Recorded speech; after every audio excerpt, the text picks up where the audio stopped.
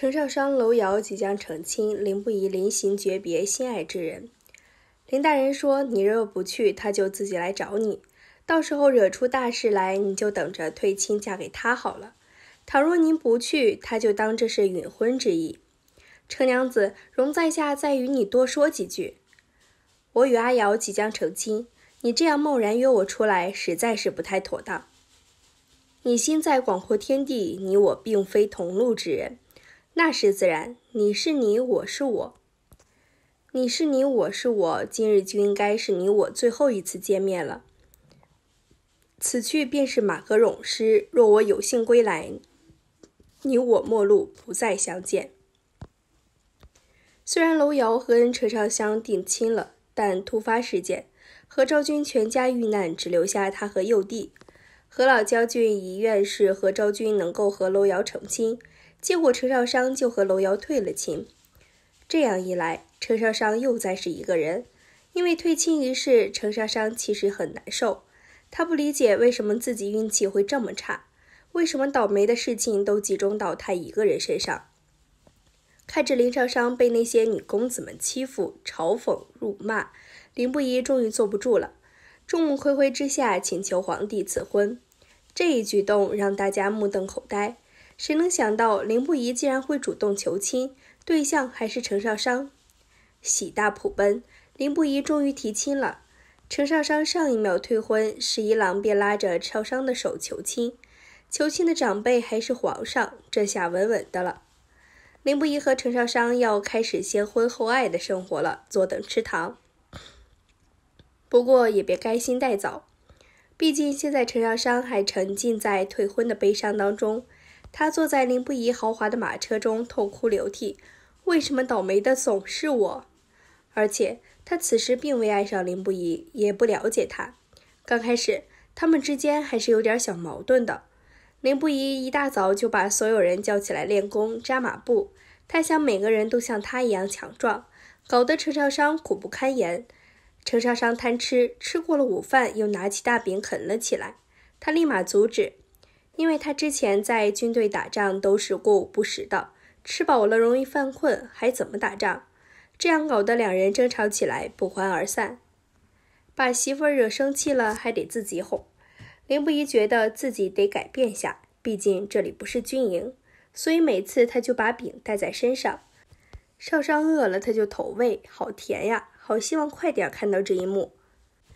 最不服气和甘心的当属于玉昌郡主了，毕竟几年前她差点就能嫁给林不疑，是林不疑不肯，主动请求出征逃避婚事。很多人不理解为什么皇帝会同意这门亲事。众所周知，林不疑是皇帝义子，因为身后有林家和霍家，在朝中的身份和地位不容小觑。再加上林不疑年纪轻轻就上阵杀敌，英俊潇洒不说，一身武艺也是相当了得，引得一众女公子为之倾心。文帝也很喜欢林不疑这个义子，对他比亲生儿子还要好，所以对林不疑的婚事格外上心，这些年来也一直为他寻找好的女公子。一开始文帝并不满意这门亲事，他觉得程家小门小户配不上林不疑，但最后还是答应了。为什么？第一，林不疑第一次求旨赐婚，这是林不疑第一次求旨赐婚。以往文帝只要提到娶亲之事，林不疑都会各种理由推脱回避不谈。被逼得最严重的一次就是想要林不疑娶玉昌郡主，林不疑直接领命出征，一走就是几年。所以这些年来文帝为了林不疑的婚事头疼，本以为林不疑会孤独终老，没想到林不疑会主动提出赐婚。这是林不疑的第一次，也是最后一次，文帝怎么忍心拒绝？他怕自己不答应，以后林不疑真的就不婚不娶了。因为对林不疑的喜爱和欣赏，文帝答应了求旨，立马下了赐婚圣旨，还赏赐了不少宝物，就是为了表达自己的立场，不让旁人小瞧了这桩亲事。第二，文帝调查过程家。早在林不疑求旨之前，文帝就从他的2个护卫那里知道了林不疑喜欢陈少商。虽然因为楼瑶那档子事情以为没有结果，但文帝还是暗中调查了一下程家。文帝为什么会调查程家？那是出于长辈的关心，毕竟义子的婚事，总要了解一下女方家里的为人，才好下结论。调查下来之后，文帝知道程家是农户白手起家，是程氏靠着军功才有了如今的身份地位。本来也不是很满意，但是听到下面的人回应说程家会生，一下子就答应了。文帝了解到程氏的老婆萧元乙会生孩子，即使在带兵打仗的情况下，还生下了3个儿子，个个养得很好。还有程氏的母亲也是一连生了3个儿子，觉得程家的基因很好，会生儿子，这才答应了婚事。在古代，不孝有三，无后为大。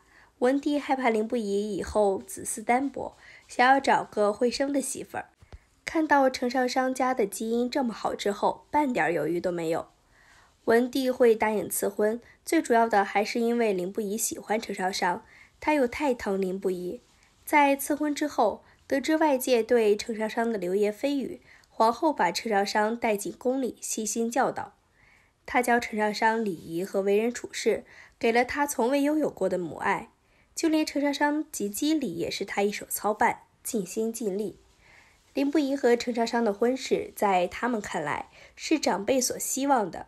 正因为想要看到2个晚辈有情人终成眷属，所以皇帝才赐婚。